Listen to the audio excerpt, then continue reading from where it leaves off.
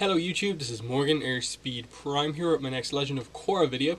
This one's going to be a combination news update video and also my speculation going into Book 4 Balance Episode 2 Korra Alone. So first of all, as a piece of news, we had it confirmed by Nickelodeon on Twitter that Episode 2 is going to be called Korra Alone. Obviously a big reference to Book 2 Earth episode Zuko Alone.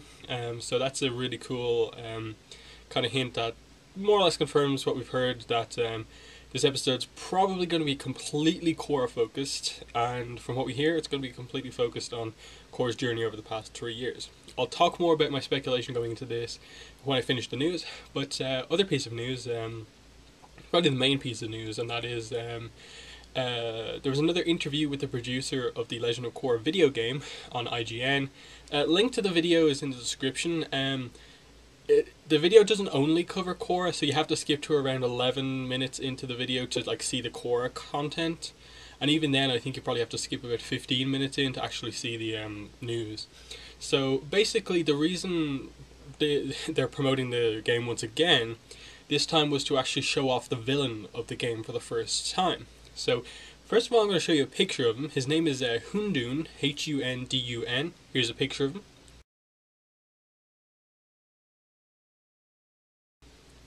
So straight away you can see got that creepy old guy look going on, and that's definitely kind of pretty unique for a villain in Avatar Korra so far, just the idea of this old guy.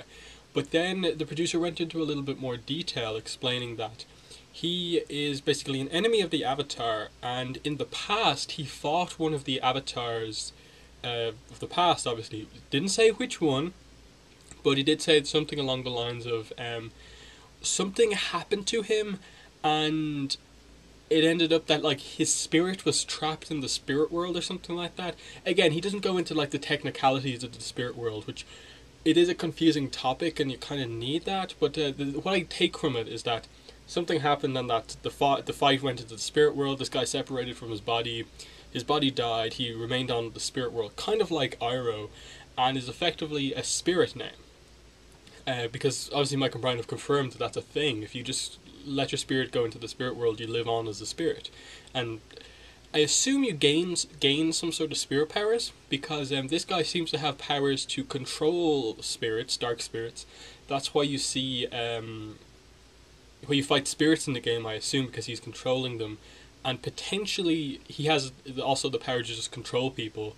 That may explain why you're fighting the Equalists, Triads, and Spirits all in the same game. But straight away, that's a really cool concept for a villain. Just the idea that he fought an Avatar in the past, and there's a huge story world-building potential to explore that. Was it one of the Avatars we know? Was it, an Avatar we don't know? Is a new Avatar going to be named? And so on. That's interesting to me. Like, I'm already super hyped for this game, but this one little bit of information about the story and the villain just made me super excited. In that he seems so interesting, in that he himself, at the end of towards the end of the trailer, you see kind of I suppose our first hint of what the final boss battle is going to be like, in that he takes his robes off and kind of reveals that he's either like changed himself or else is able to like alter his body, so he's like super powerful or something like that. And that's just interesting. And for whatever reason, the idea here is that it's set between book 2 and 3. So Korra's opened the spirit portals, and this has allowed him to come back into the physical world. And that's a cool idea, because what book 3 hinted at exploring and what book 4 basically resolved in the opening kind of cutscene, in the opening narration from Shiro Shinobi, was the whole spirit-human conflict about the portals being open. And so this has the potential to resolve most of that, I think. Get it away where the spirits aren't like a threat to the world, like take that away, and have it more along the lines of just they're an annoyance. We have to learn how to work together, and clearly that's what happened in Republic City already. So I think just the themes that this game is going to explore and stuff like that, even though it's only a downloadable game, look like it's going to be a really amazing story, because as far as we know, it's 100% canon. Mike and Brian helped on this game. The game's story is written by Tim Hedrick, who works on the show. The villain was designed in conjunction with Mike and Brian. I think what he explains that Mike and Brian more or less gave them like a concept, but let Platinum design the villain, and then after a couple of designs, they like chose the one they liked. So that's a pretty cool thing. They allowed them to make the villain themselves, so that's pretty nice. Which to me would kind of show that this isn't a character we've met before. Obviously, like maybe one of the past characters we've met before. He does kind of look like he's a fire sage or something like that, so maybe that may hint as like, maybe is it Roku? Did he fight someone before the whole Sozin thing happened? If I was to predict one of the Avatar he fought in the past, I would say Korra, just to give him something in his past that he was involved with apart from the whole thing with Umi and Ko. But that may not even fit because that was him actively helping the world. So unless they give another thing to Kyoshi or give this to Yang Chen, I kind of feel like they have to go with a new Avatar here. And there's always the potential that they don't even name the Avatar that he did fight against in the past, which in my opinion it would be a little bit of a disappointment, just that they kind of tease us with this extra information and they don't show it. But either way, Hundun looks like a pretty cool villain for this game. The idea that he has spirit powers, can control spirits, kind of similar to Unalaq, but I suppose there'll be a lot of different stuff going on, and that his main goal might primarily be power rather than like becoming a dark avatar. And the guy, rather than just using Korra, seems to just actively want rid of the avatar.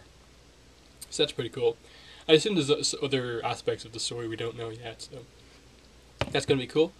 And obviously the game is coming out October 21st on Xbox 360, Xbox One, PS3, PS4, and for PC, I think by Steam.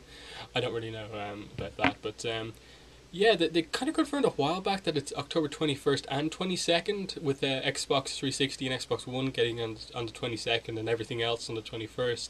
But when in this interview, when he was asked the date, he only said the 21st, and like they put up a kind of thing on screen saying, 21st, and then along the bottom it had all of the consoles it's listed on. So maybe they changed it. Maybe the game is coming out on all platforms on the same day. We'll have to see. Either way, my plan for my channel with the game right now is that I'm kind of waiting to see the specs for the PC version just to see if my computer can actually play it. If my computer can play it, I'm going to try and put a let's play out of the game, where I obviously do commentary as I play through the game. I'm going to try and do that. If my computer can't play it, I'll have to get it for Xbox 360, and right now I don't have a capture card, so I can't really show off much footage. At the very least, I'll be putting out a video review of the game. And again, it probably won't have game footage in it. Maybe I'll throw a few screenshots in there to show you some of the things I'm talking about. But primarily it'll just be like my thoughts on the game. Yeah, that's the plan. And then, I'm probably going to be getting like a capture card for Christmas or my birthday. So if you don't see a Let's Play like in the immediate like release window, there will be one coming at some point. I really definitely want to do that, so just look out for that. So yeah, that's the main news. Obviously New York Comic Con is taking place tomorrow. Tomorrow is actually the big day for Korra. There's stuff going on other days, but Thursday is the big day for Korra in that the panel is on Thursday, which obviously is where we'll get most of our new information.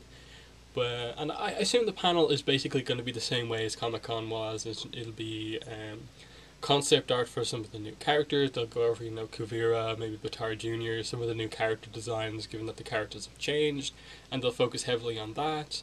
They'll have some voice actors, I assume, on the panel. They'll ask them some questions.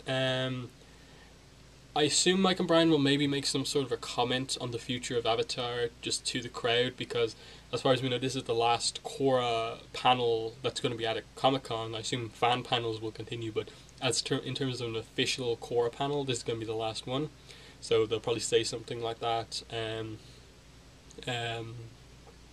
then they're showing an episode, and I assume that's going to be Korra Alone. So just warning for anyone who's big into Tumblr, Twitter, and stuff like that. There probably will be spoilers Thursday for the episode.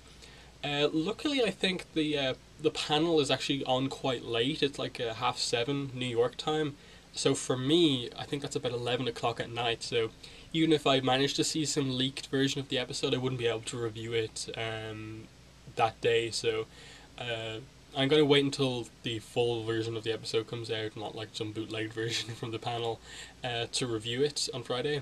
But just warning in case you're like really care about spoilers. So yeah, moving into speculation on the episode itself, Korra Alone. We've yet to see a clip like this week, but we can assume that the clip, the first ever Book 4 clip that we got, that we earned via Coronation, with it's set 3 years ago. Korra leaves for the Southern Water Tribe and says she wants to be alone for a few weeks, and everyone looks a bit concerned. That seems to be from this episode, because as I said, Korra Alone. We now know the title, so that confirms that it's a Korra focused episode explaining the unusual situation she finds herself in, that we find her in at the end of episode 1. And also Mike and Brian have made some comments about it, that I don't know if they actually specifically said episode 2, but there's an episode coming up that focuses completely on Korra and what she's been through in the last 3 years, how she got to where she was. And what they said was that it was one of their favourite kind of unique ways to tell a story. So whatever way they work this in terms of skipping through different spaces of time, like they have to cover 3 years over the course of like 22 episodes, is a really unique way. Now, obviously, what Zuko Alone did was that it had Zuko go off on his own, separate from Iroh, and then as he went through this journey in the town, meeting the family, he had flashbacks to his mother and like a better time for himself and stuff like that, and it related to his experiences right now. Maybe with Korra Alone, they'll do the reverse of that, where it's set primarily in the past, and then you flash forward to like where she is. It basically amounts to the same thing, but the flashbacks will be more of a focus than the present day stuff. While in the Zuko Alone episode, the present day stuff was the focus, and then at times you flash back. Maybe they'll do the reverse, or else they'll do something different. I'm not fully sure, because at the end of the day, that scene at the end of the episode, like, we don't know, like, is that set like present day? We assume so. But where has Korra been already in the past 6 months, and where is she going? So there's still a lot of stuff to do, and then, in terms of actual speculation on the episode, you look back at the trailer, you see Korra in a lot of different places. We see Korra in the swamp. We see Korra, obviously, in the Earth Rumble place. We see Korra in this, walking across this kind of lava place. And then a lot of the other scenes are set when she gets her, classic, what we consider to be, her Book 4 design, with where we first got to look at her, new hair and stuff like that. It's like older Korra, new hair, Book 2 design. When does she get that? Is that like at the end of this episode or something like that? Or what? Like, there's a lot of different places we see Korra in. She seems to have traveled the Earth Kingdom, trying to find herself. And the big thing with this episode that people are wondering is, will we get that moment that is basically the cliffhanger of the trailer for Book 4? The Toph, Korra saying, Toph moment at the end. Because at the end of her fight, Earth Rumble fight thing, she has a black eye and she looks pretty beat up. In this clip, she's wearing the same clothes. She's got the kind of black eye and looks to be in the Earth Kingdom, and she's underground somewhere and says Toph. So does that happen before the Earth Rumble thing or after it, or is there a different fight? It's really hard to tell. But in terms of what the emotional core of the episode will be, and what we'll focus on, I think will just be the fact that Korra, as time goes on, we'll see her go from being initially upset at the situation she's in, to seeing that the world is progressing even while she's out. Like, her as the Avatar seems to not be a requirement for the world right now, that the Airbenders are handling all these situations, Kuvira is handling other situations, and the human spirit problem in the city has sorted itself out, and she'll gradually, I suppose, maybe think that she's not needed. Like she, sure, people are missing her personally, but the role of the Avatar doesn't seem like it's like that badly missing in the world right now, and maybe that'll prompt her to go on a like journey of her own and focus more on herself and her recovery, not so much caring about I need to recover quickly to become the Avatar again, and more I want to recover for myself or something like that, because that's I suppose has been Korra's journey, in that she wanted to be the Avatar the whole time and was confident about it, and gradually over the last 3 books we've had that confidence go up and down, up and down, and then by the end of book 3, throughout book 3 she was probably the most confident she ever was as the Avatar, apart from a few moments of doubt. But then towards the end, the situation she's put in and how people react to that, she must lose like a lot of that confidence as the Avatar, and so it is a pretty powerful journey to see the character who starts off as I'm the Avatar, you got to deal with it, to saying what she said at the end of episode 1, in that I wouldn't know what happened to her, distancing herself from the Avatar. That's a big change, and we have to see how she goes from basically being potentially one of the most enthusiastic people wanting to be the Avatar to being someone who just flat out doesn't want to be the Avatar. Not so much in the sense of like she's a reluctant Avatar like Aang was, but more that she's just separated herself from that person almost, which is very interesting. And I sorry about that. It's just very interesting to think about where exactly these moments happen. Like, we know for sure there's a big emotional scene with Katara talking to Korra while maybe they're having a healing session coming up, and maybe that prompts something like this, because obviously Aang dealt with something similar in that he was like more or less nearly killed. He was killed, revived, but he had to deal with the fact that he kind of suffered like a life-ending injury for a while, and Katara helped him through that. And his big thing there was like he had friends, he didn't need to go it alone. But Korra's is kind of different in that she needs to kind of find that confidence as the Avatar again, realize that the world does need her, and even if maybe the Avatar isn't as important as it used to be, what she also has done is separate herself from her friends. Like, she lies not just to her parents about where she is, but she lies about returning to the city. And the fact that she doesn't show up in the city is interesting, because she apparently hasn't seen her friends Mako, Bolin, Asami, or maybe Tenzin and the Air Kids in like 3 years, and she doesn't want to return to them. That's like a big change for her, because one of the big developments that she went through, especially in like book 1, was just the idea that she found people who weren't her initial family and teachers as friends, and that was a big thing, because as much as she was a powerful like bender, Avatar and stuff like that, she almost like was underdeveloped as like a person, just because of the way she was so confined. And now she's kind of even got away from that.